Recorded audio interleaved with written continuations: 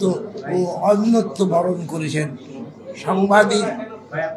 সম্মানিত সাংবাদিক বন্ধুগণ, আজ অত্যন্ত ভারাক্রান্ত হৃদয়ে আমরা দৈনিক জায়দিন পরিবারের পক্ষ থেকে আপনাদের সামনে হাজির হয়েছি। রাত জেগে যাদের লেখা পড়ি, যাদের বক্তব্য শুনি, তাদের বেআইনি কর্মকাণ্ড ও মিথ্যাচারে আমরা হতবাক বা ক্রুদ্ধ। সে অবাক করা কিছু তথ্য আপনাদের সামনে উপস্থাপন করছি। দেশের 18 কোটি মানুষের প্রতিবাদী কণ্ঠস্বর, পাঠক নন্দিত দৈনিক জায়দিন বেদখলে একটি চক্র মরিয়া হয়ে উঠেছে। এরই নীল নকশা হিসেবে এই পত্রিকার প্রকাশক ও সম্পাদক মণ্ডলের সভাপতি সাহিদ হোসেন চৌধুরীর বিরুদ্ধে ইতিমধ্যে একটি ভুয়া বানোয়াট মামলা দায়ের করা হয়েছে। জায়দিন বেদখলের পায়তারাকারী চক্র ওই মামলায় তাকে গ্রেফতারের জন্য কয়েক দফা অপতৎপরতাও চালিয়েছে।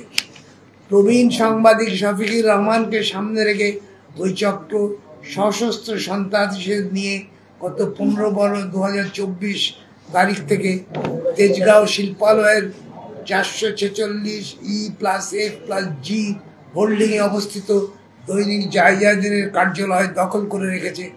সেখানে তারা অবৈধভাবে দৈনিক জায়দিনের মূল যা আইনগতভাবে তারা করতে পারেন না।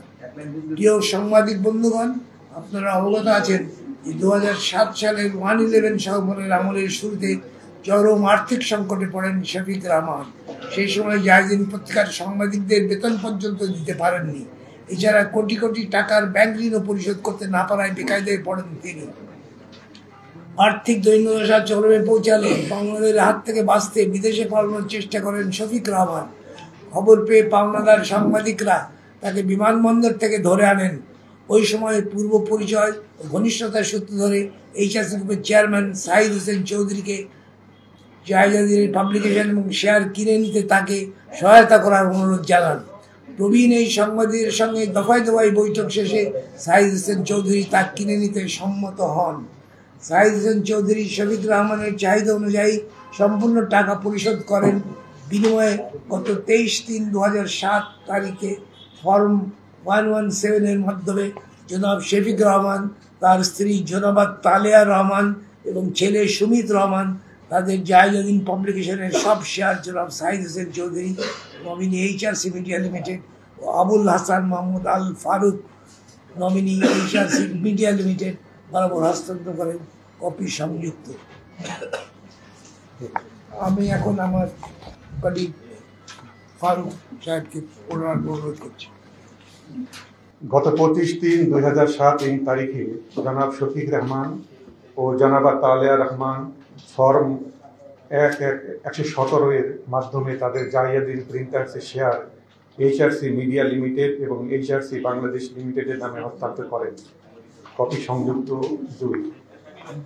শেয়ার হস্তান্তর সহ সকল প্রক্রিয়া শেষে জনাব শফিক রহমান 2007 সালের 17 জুলাই অতিরিক্ত জেলা ম্যাজিস্ট্রেটের আদালত ঢাকা সম্মুখে উপস্থিত হয়ে 1973 সনের ছাপাখানা ও প্রকাশনা ডিক্লারেশন ও রেজিস্ট্রেশন আইনের 16 ধারা মোতাবেক 446E+F+G লাভ রোড, তেজগাঁও শিল্প এলাকা, ঢাকা 1208 থেকে প্রকাশিত দৈনিক জায়দিন নামক পত্রিকার প্রকাশকের দায়িত্বভার থেকে পদত্যাগ করেন। কপি সংযুক্ত 3। পরবর্তীতে প্রশাসনিক প্রক্রিয়া পেরিয়ে গত 2008 সালের 12 ফেব্রুয়ারি অতিরিক্ত জেলা ম্যাজিস্ট্রেটের আদালত ঢাকার সম্মুখে উপস্থিত হয়ে আবুল হাসান মোহাম্মদ আল ফারুক, পিতা প্রফেসর মোহাম্মদ আবু তালেব জায়দিনের প্রকাশকের দায়িত্ব গ্রহণ করেন। ফর্ম বি পত্রিকা প্রকাশের ঘোষণাপত্রে তিনি উল্লেখ করেন, আমি বাংলা দৈনিক জায়দিন নামক পত্রিকার প্রকাশক, যাহা 446E+F+G লাভ রোড, তেজগাঁও শিল্প এলাকা ঢাকা 1208 হইতে প্রকাশিত এবং 446E+F+G লাভ রোড, তেজগাঁও শিল্প এলাকা ঢাকা 1208 ঠিকানায় অবস্থিত জায়দিন প্রিন্টার্স লিমিটেড হইতে মুদ্রিত হইবে। কপি সংযুক্ত 4। পরবর্তীতে আবুল হাসান মোহাম্মদ আল ফারুক গত 2011 সালের 9 জুন অতিরিক্ত জেলা ম্যাজিস্ট্রেটের আদালত ঢাকার সম্মুখে উপস্থিত হয়ে ফর্ম সি পত্রিকা প্রকাশের পদত্যাগের ঘোষণাপত্রের মাধ্যমে প্রকাশকের দায়িত্ব ভার থেকে পদত্যাগ করেন। কপি সংযুক্ত ৫। আবুল হাসান মোহাম্মদ আল ফারুক প্রকাশকের পদ থেকে পদত্যাগ করার পর প্রশাসনিক প্রক্রিয়া শেষে গত ২০১২ সালে ২৮শে ফেব্রুয়ারি সাইদ হোসেন চৌধুরী পিতা হেদায়েত হোসেন চৌধুরী অতিরিক্ত জেলা ম্যাজিস্ট্রেটের আদালত ঢাকার সম্মুখে জাইয়া দিনের প্রকাশক ও মুদ্রাকরের দায়িত্ব গ্রহণ করেন। ফর্ম বি পত্রিকা প্রকাশক ও মুদ্রাকরের ঘোষণাপত্রে তিনি উল্লেখ করেন, আমি বাংলা দৈনিক জাইয়া দিন নামক পত্রিকার প্রকাশক ও মুদ্রাকর, যাহা HRC মিডিয়া ভবন ৪৪৬ EFG লাভ রোড তেজগাঁও শিল্প এলাকা ঢাকা ১২১৮ হইতে প্রকাশিত এবং ৪৪৬ EFG লাভ রোড তেজগাঁও শিল্প এলাকা ঢাকা ১২০৮ ঠিকানায় অবস্থিত জাইয়া দিন প্রিন্টার্স লিমিটেড হইতে মুদ্রিত হইবে। কপি সংযুক্ত ৬। এর আগে গত ১৪/৬/২০১১ তারিখে অতিরিক্ত জেলা ম্যাজিস্ট্রেটের আদালত ঢাকার সম্মুখে ফর্ম এ ১৯৭৩ সনের ছাপাখানা ও প্রকাশনা ডিক্লারেশন ও রেজিস্ট্রেশন আইনের ৪(২) মোতাবেক ছাপাখানার ঘোষণাপত্রে জনাব সাইদ হোসেন চৌধুরী সত্য ভাষণ দেন যে, আমি HRC মিডিয়া ভবন ৪৪৬ EFG তেজগাঁও শিল্প এলাকা লাভ রোড ঢাকা ১২০৮ ঠিকানায় অবস্থিত জাইয়া দিন প্রিন্টার্স লিমিটেড নামক ছাপাখানা রক্ষক ও মুদ্রাকর, যাহাতে নিম্ন লিখিত মেশিনপত্র আছে। ১ নম্বর, দুইটি ম্যানোগ্রাফ স্টারলাইন ওয়েল offset size ২৩ inch by ৩২ inch model S30 India. ২, একটি Roland 200 sheet feed offset Germany. Copy সংযুক্ত ৭। উল্লেখিত সময় হইতে জনাব সাইদ হোসেন চৌধুরী অদ্যাবধি দৈনিক জাইয়া দিন নিষ্ঠার সঙ্গে প্রকাশক ও মুদ্রাকর হিসাবে দায়িত্ব পালন করে আসছেন। ফর্ম বি এর ঘোষণা অনুযায়ী উল্লেখিত সময় তিনি গণপ্রজাতন্ত্রী বাংলাদেশ অথবা বাংলাদেশ সরকারের স্বার্থের পরিপন্থী কোনো আপত্তিকর বিষয় জাইয়া দিন পত্রিকায় মুদ্রণ বা প্রকাশ করেননি এবং ১৯৭৩ সনের ছাপাখানা ও প্রকাশনা ডিক্লারেশন ও রেজিস্ট্রেশন সমুদয় নিয়মাবলী মেনে চলছেন। জনাব সাইদ হোসেন চৌধুরীর নামে জাইয়া দিন পাবলিকেশনস লিমিটেডের ট্রেড লাইসেন্স রয়েছে। ঢাকা উত্তর সিটি কর্পোরেশনের দেওয়া ওই ট্রেড লাইসেন্সের মেয়াদ ৩০শে জুন ২০২৫ পর্যন্ত। ট্রেড লাইসেন্সের ব্যবসার প্রকৃতি লিমিটেড কোম্পানি, ব্যবসার ধরন দৈনিক পত্রিকা প্রকাশনা। সকল প্রকার আমদানিকারক এবং ব্যবসা প্রতিষ্ঠানের ঠিকানা ৪৪৬ EFG তেজগাঁও শিল্প এলাকা ঢাকা ১২০৮ উল্লেখ রয়েছে। কপি সংযুক্ত ৮। এই ট্রেড লাইসেন্সের উপর জাইয়া দিন পাবলিকেশন লিমিটেড নিয়মিত আয়কর প্রদান করে আসছে। ২০২৩-২০২৪ অর্থ বছর পর্যন্ত আয়কর পরিশোধ করা হয়েছে। কপি সংযুক্ত ৯। একই সঙ্গে জাইয়া দিন পাবলিকেশন লিমিটেডের পক্ষে ব্যবস্থাপনা পরিচালক ভূমি উন্নয়ন কর নিয়মিত পরিশোধ করে আসছে। সর্বশেষ ১৪৩১ বাংলা ২০২৫ ইংরেজি সাল পর্যন্ত কর পরিশোধ করা হয়েছে। কপি সংযুক্ত ১০। এছাড়া জাতীয় অনলাইন নীতিমালা ২০১৭ সংশোধিত ২০২০ অনুযায়ী অনলাইন কার্যক্রম পরিচালনার জন্য তথ্য অধিদপ্তর কর্তৃক সাইদ হোসেন চৌধুরীর নামে নিবন্ধন প্রদান করা হয়, যার হালনাগাদ নবায়ন হয়েছে। কপি সংযুক্ত ১১। প্রসঙ্গত জনাব শফিক রেহমান ২০০৭ সালের ১৭ জুলাই দৈনিক জাইয়া দিন পত্রিকার প্রকাশকের দায়িত্বভার থেকে পদত্যাগ করলেও ২০০৮ সালের ৬ মে পর্যন্ত বেতনভুক্ত সম্পাদক হিসাবে দায়িত্ব পালন করেন। ২০০৮ সালের ৫ই মে তিনি স্বেচ্ছায় সম্পাদকের পদ থেকে পদত্যাগ করেন। তিনি তার লিখিত পদত্যাগপত্রে বলেন, ৬ মে ২০০৮ তারিখ দৈনিক জাইয়া দিন পত্রিকার সম্পাদক হিসাবে তার নাম থাকবে, তবে ৭ই মে ২০০৮ তারিখ থেকে তার নাম এর পত্রিকার সম্পাদক হিসাবে থাকবে না। কপি সংযুক্ত ১২। এ সংক্রান্ত খবর ৬ মে ২০০৮ ইংরেজি তারিখের জাইয়া দিন পত্রিকার টপ লিডে সম্পাদকের পদ ছেড়ে দিয়েছেন শফিক রহমান এই শিরোনামে প্রকাশিত হয়। দৈনিক সমকাল সহ অন্যান্য জাতীয় দৈনিকেও এই সংক্রান্ত খবর প্রকাশ পায়। কপি সংযুক্ত 13। এছাড়া 2008 সালের 6 মে দৈনিক জায়জাদিন পত্রিকার সম্পাদকীয় পাতায় জায়জাদিন ও পাঠকের সঙ্গে 29 বছরের সম্পর্ক শিরোনামে শফিক রহমানের নিজের স্মৃতিচারণমূলক একটি লেখা প্রকাশিত হয়। পাঠকদের উদ্দেশ্যে তিনি বলেন, প্রিয় পাঠক, গত 5 মে 2008-এ আমি দৈনিক জায়জাদিনের সম্পাদকের পদটি ছেড়ে দিয়েছি। এরই সঙ্গে ছিন্ন হয়েছে জায়জাদিনের সঙ্গে আমার সুদীর্ঘ 29 বছরের সম্পর্ক। কপি সংযুক্ত 14। শফিক রহমান পদত্যাগ করার পর জনাব শহীদুল হক খান দৈনিক জায়জাদিনের ভারপ্রাপ্ত সম্পাদক হিসাবে দায়িত্বভার গ্রহণ করেন। স্বল্প সময়ের ব্যবধানে শহীদুল হক খান এই পদ থেকে পদত্যাগ করলে জনাব বরুণ শঙ্কর ভারপ্রাপ্ত সম্পাদক হিসাবে দায়িত্বভার গ্রহণ করেন।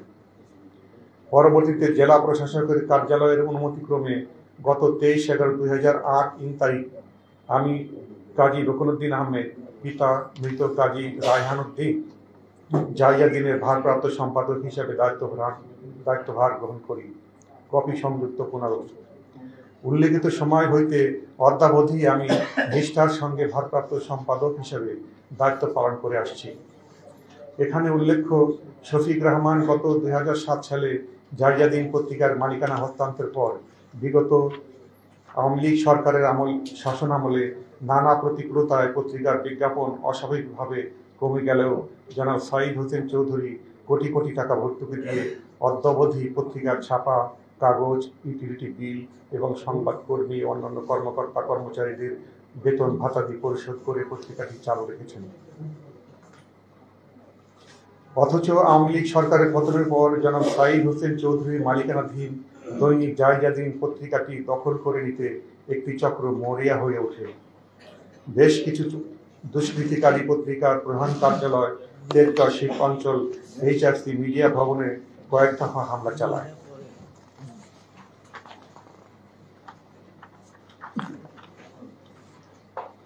এ ব্যাপারে গত 24/10/2024 তারিখ জায়জাদিন পাবলিকেশনসের ডেপুটি ম্যানেজার প্রশাসক মোহাম্মদ ইকবাল হোসেন তেজগাঁও শিল্পাঞ্চল থানায় একটি লিখিত অভিযোগ করেন। কপি সংযুক্ত 16। সহকর্মী সাংবাদিক বন্ধুরা, কুচক্রী মহলটি সম্পূর্ণ মিথ্যা ও প্রতারণার আশ্রয় নিয়ে জনাব সাঈদ হোসেন চৌধুরীর কাছ থেকে জায়জাদিন ছিনিয়ে নেওয়ার ষড়যন্ত্র অব্যাহত রেখেছে। আর এই অপকর্মটি করা হচ্ছে প্রবীণ সাংবাদিক শফিক রহমানকে সামনে রেখে। আমরা বর্ষিয়ানি সাংবাদিকের সম্মানের কথা ভেবে নীরবে বিষয়টি সামাল দেওয়ার চেষ্টা করেছি, কিন্তু কুচক্রী মহলটি আইন আদালত সহ সর্বত্র প্রভাব বিস্তারের চেষ্টা করছে এবং সত্যকে মিথ্যা, মিথ্যাকে সত্য বলে চালিয়ে যাচ্ছে। আমরা মাননীয় প্রধান উপদেষ্টা সহ সংশ্লিষ্ট কর্তৃপক্ষের প্রতি আহ্বান জানাবো, বর্তমান অন্তর্বর্তী সরকার যেখানে দখলবাজি, চাঁদাবাজি সহ বেআইনি কর্মকাণ্ডের বিরুদ্ধে জিরো টলারেন্সের কথা বলছে, সেখানে একটি মিডিয়া হাউস কোন শক্তির জোরে দখল করা হয়েছে?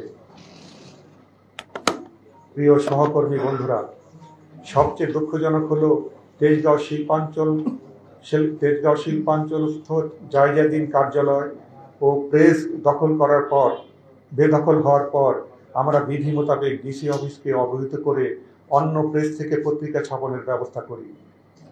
পরপর 2টি প্রেস পরিবর্তনের বিষয়টিও যথারীতি ডিসি অফিসকে জানানো হয়, কিন্তু ডিসি অফিস জনাব শফিক রহমানের আবেদনের পরিপ্রেক্ষিতে ঠুনকো অজুহাতে জায়জাদিন পত্রিকার ডিক্লারেশন বাতিল করে। এই ঘটনা বিগত ফ্যাসিবাদী আমলের দুঃশাসনকেও হার মানায়। এখানে বিশেষভাবে উল্লেখ্য, গত 14ই জানুয়ারি ঢাকা জেলা প্রশাসকের কার্যালয় থেকে একটি কারণ দর্শানোর নোটিশ দেওয়া হয়। এতে বলা হয়, গত 28/2/2012 তারিখে জনাব সাঈদ হোসেন চৌধুরীর অনুকূলে ঘোষণাপত্র নম্বর 67/2012 অনুযায়ী দৈনিক জায়জাদিন পত্রিকাটি জায়জাদিন পাবলিকেশনস লিমিটেড, HRC মিডিয়া ভবন, 446 EFG লাভ রোড, তেজগাঁও শিল্প এলাকা, ঢাকা থেকে মুদ্রিত হবে মর্মে ঘোষণাপত্র সত্যায়ন করা হয়।